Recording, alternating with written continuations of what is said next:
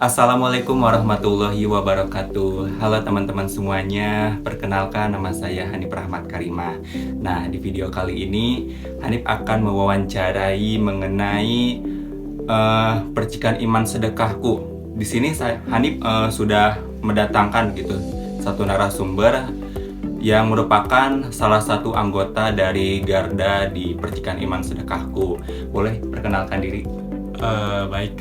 Perkenalkan nama saya Erga Julia Nugraha. Aktivitas saat ini adalah mahasiswa dan juga pedagang. Untuk kuliahnya saya di UIN Sunan Gunung Jati Bandung mengambil prodi Pendidikan Bahasa Arab. Selamat pagi Hanif. Pagi ya. Oke teman-teman. Nah, pada kesempatan kali ini nih Hanif ingin sedikit gitu tahu apa sih kegiatan dari Erga sendiri gitu di kerelawanan Garda Percikan Iman. Nah Erga, jadi Hanif itu kemarin sempat research gitu ya, research di Instagram mengenai Percikan Iman Sedekahku. Nah, dan Hanif juga tahu gitu kalau misalnya Erga itu tergabung dalam keanggotaan di Gardanya ya.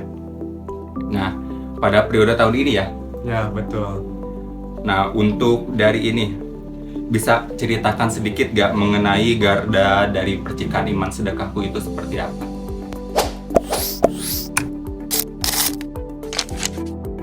Oke, kalau untuk Garda itu ya kita singkatnya aja ya, jelasnya itu. Garda itu masuknya itu kerelawanan, dan isi kegiatannya itu ada sosial kemanusiaan seperti layanan kesehatan gratis, pembagian sembako, ataupun ya saat ini yang akan saya jalani yaitu Jambore Joy Camp Yatim Piatu yang akan dilaksanakan pada tanggal besok 8-9 Juli. Itu mungkin singkatnya. Jadi lebih bergerak di sosial ya? Betul kali. Oke. Kalau bicara soal data nih, bukan menurut sih, dari data yang Erga ketahui gitu, keanggotaan di Garda itu apakah cukup banyak gitu untuk menjalankan program-program yang sudah ada gitu? Alhamdulillah cukup lumayan banyak. Untuk saat ini anggota Garda di angkatan saya itu kurang lebih ada 15 orang yang asalnya itu cukup banyak karena ada hal uzur yang lain sehingga mereka itu tidak bisa melanjutkan untuk seleksi masuk ke Garda. Dan untuk keseluruhan angkatannya, alhamdulillahnya ada sekitar kurang lebih 40 lebih lah, hampir 50 bisa dibilang. Oke, tadi nih disinggung sedikit mengenai ada yang gak masuk gitu di Garda, itu dikarenakan apa kalau boleh tahu?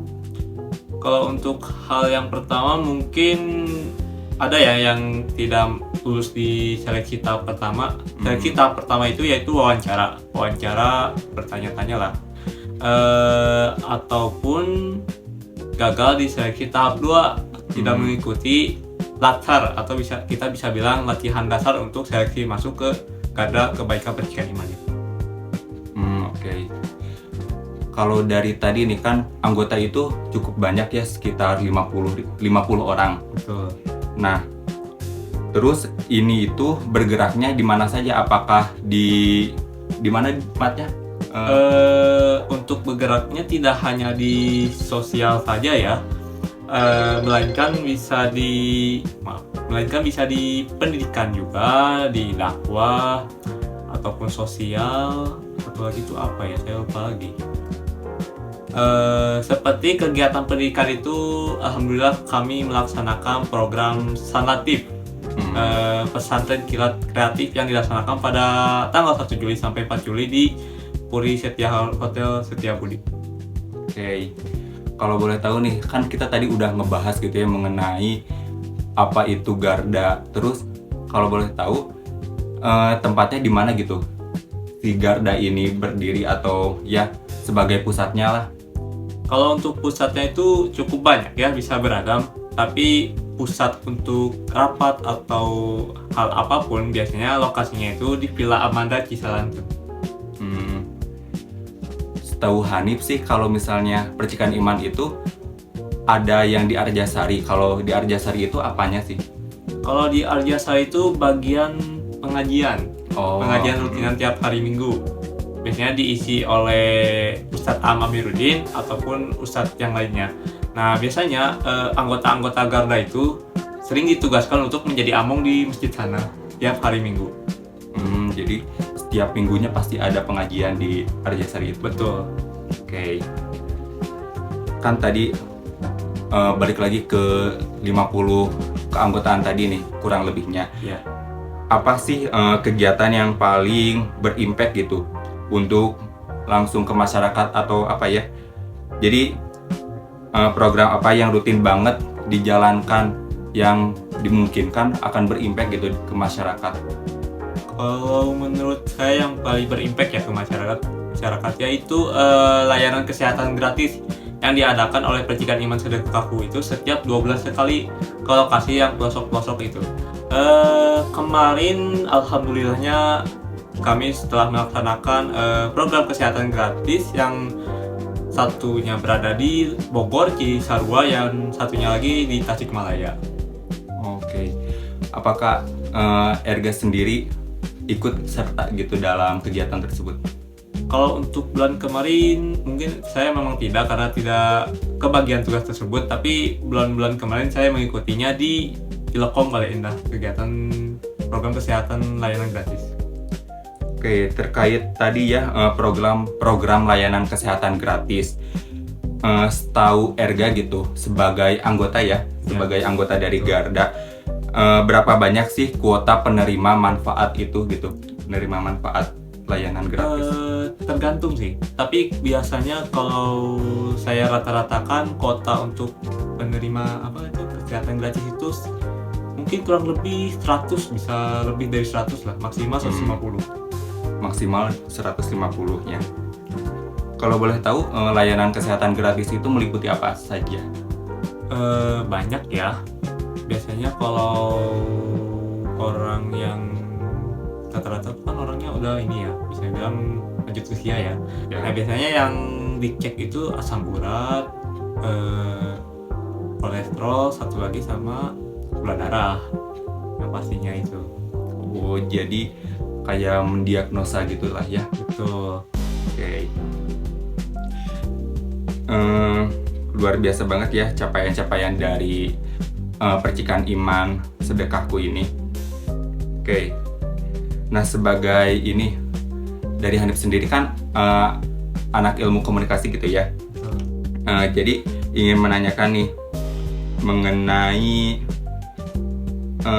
kan lembaga itu kan ini itu bergerak di sosial, terus pasti ada donaturnya ya. Pasti ya, selalu ada.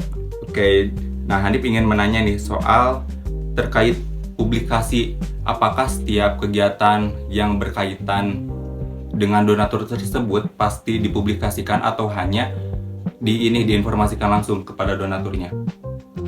Kalau untuk donaturnya paling hanya diinformasikan saja, tapi kalau untuk setiap kegiatan pasti selalu dipublikasikan. Oh, langsung dipublikasikan saja. Oke.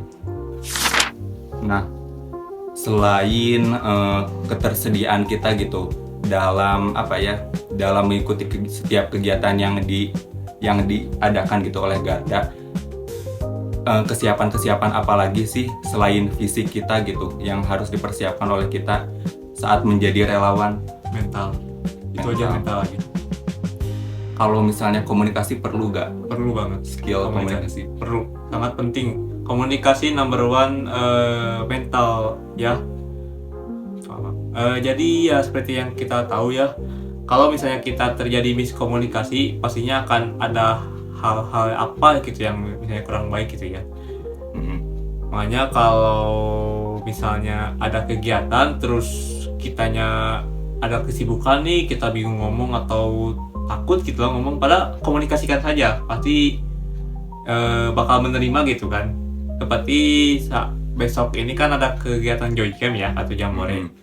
Banyak orang yang tidak bisa mengikuti kegiatan itu karena alasan yang uzur lah. Salah satunya itu masih ulangan akhir semester di kampus tersebut itu. Nah, sehingga kalau kita komunikasi itu rasanya kita akan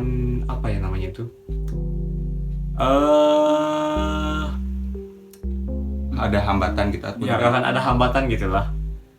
Jadinya informasinya itu tersampaikan gitu kepada pelaksana divisi program tersebut. Nah, terkait ini kan pasti setiap program kerja itu ada kepanitiaannya ya. Eh, Terus tadi juga disinggung mengenai miskomunikasi. Menurut Erga, apa saja sih yang menyebabkan gitu terjadinya miskomunikasi? Apakah adanya keseganan atau bagaimana gitu? Yang pertama pastinya malu ya, malu dan takut. Yang kedua benar, segan. Dan yang ketiga, gini itu aja ya. Rata-rata paling takut, malu, segan. Iya. Jadi harus ini ya, punya keberanian gitu ya dari diri sendiri untuk Betul. bertanya. Betul. Oke. Kalau misalnya program kerja nih, apakah ada program lain gitu yang akan dilaksanakan dekat-dekat ini selain tadi Jambore atau layanan kesehatan yang rutin gitu? Apakah ada? Untuk saat ini belum ada ya, paling rutinannya itu layanan kesehatan atau enggak mungkin ada anggota garda yang ditugaskan jadi among di masjid selain di Arjasari.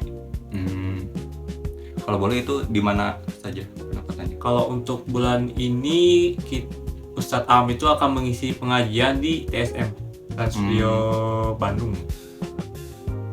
Langsung gitu di mananya itu? Maaf apanya? Untuk pengajiannya? Langsung Ya maksudnya langsung di aulanya atau di mana gitu? di masjidnya. Oh iya. Oh dekat Trans Studio Mall gitu. Betul. Oke. Selain program kerja yang sudah disebutkan tadi, apakah ada program kerja lain gitu? Meskipun yang belum terlaksana.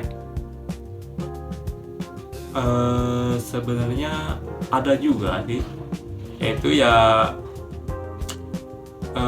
kalau misalnya amit-amit aja terjadi bencana ya amit-amit ya kita langsung turun ke lokasi bencana tersebut. Oh iya. Itu mungkin program kerja yang tiba-tiba ya, tapi kalau untuk program kerja yang direncanakan saat ini belum ada ya selain itu. Oke, jadi kalau misalnya ada sesuatu gitu ya yang tidak diharapkan oleh kita, garda itu pasti akan langsung turun gitulah ya. Betul. Akan langsung turun ke tempat kejadian gitu teman-teman. Oke, mungkin ini mah pertanyaan terakhir aja deh ya, terkait pengalaman selama Erga masuk gitu di garda, apa ilmu yang didapat gitu supaya menjadi motivasi gitu untuk teman-teman semuanya yang mendengarkan. Cukup banyak banget ya pengalamannya ya. Kalau pengalaman yang paling berasa itu ini apa ya? Kita itu Misal Erga itu jadi lebih aktif gitu, lebih berani untuk terjun ke masyarakat atau lebih berani untuk berbicara gitu. Jadi skill yang didapat atau pengalaman apa? itu betul. Saya jadi lebih berani untuk berbicara, jadi lebih aktif ya salah satunya ya. Dan juga saya terdorong motivasinya untuk melakukan kegiatan apa saja yang akan diprogramkan oleh Percaya Iman Sedekahku. Kegiatan yang paling berasa itu kegiatan yang kemarin, kegiatan San Latif itu motivasinya cukup membakar ya buat saya, mendidik 10 anak dengan sifat-sifat yang berbeda-beda dan permasalahan yang berbeda-beda dan saya itu sebagai apa ya, atau bisa dibilang sebagai ayah selama 4 hari ke depan itu harus sabar, harus kuat, jangan mengeluh, intinya itu. Jangan mengeluh dan yang lain-lainnya yang harus dihadapi oleh saya tersebut itu. Ada yang lain tambahan? Tambahan ya, mungkin pesan ya untuk teman-teman semua ya. Aktiflah di organisasi yang lain, karena di kuliah itu nilainya hanya sampai 4, maka carilah nilai nilai sisanya itu 6. Di mana itu carinya? Di organisasi yang lain tersebut. Oke, cukup banyak ya pesan yang Erga sampaikan gitu. Jadi buat teman-teman khususnya gitu mahasiswa yang hanya aktifnya di kampus gitu, kita juga perlu untuk mengembangkan diri lagi di luar kampus. Contohnya seperti Erga nih, masuk ke Garda Percikan Iman Sedekahku ya, menjadi seorang relawan yang langsung terjun terjun ke masyarakat gitu untuk setiap programnya gitu. Oke, terima kasih ya untuk Erga yang sudah menyempatkan waktu, sudah memberikan insight baru gitu mengenai kerelawanan. Sama-sama. Oke, teman-teman, mungkin dicukupkan sekian untuk sesi wawancara Hanif kali ini. Terima kasih yang sudah menonton dan mendengarkan sampai akhir. Wassalamualaikum warahmatullahi wabarakatuh.